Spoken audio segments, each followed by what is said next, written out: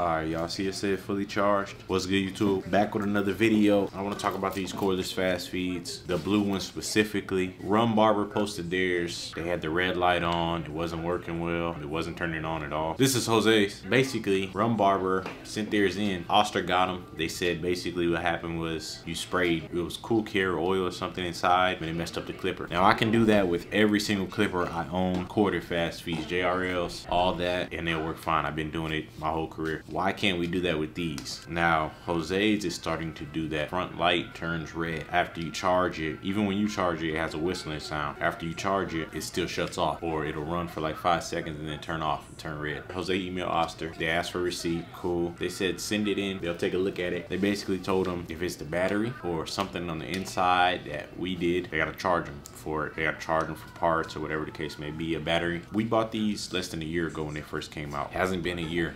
There should be no battery issues. So to me, that's crazy. I'm sure to a lot of barbers, that's crazy. Of course, these were the first ones to come out. I'm sure they advanced their product by now. They've probably made some improvements, but the fact that we would be charged for a battery is kind of crazy to me. I have the black pair. I use it every now and then. It's not in the rotation, but I do use it every now and then, and I haven't had any issues. He hasn't had any issues with his black ones, but these blue ones are the ones he had issues with. I believe Rum Barber had the burgundy ones. A lot of people are asking, are these still worth it? To me, not as much. I'm sure some barbers are still using them. I can't justify it for those reasons.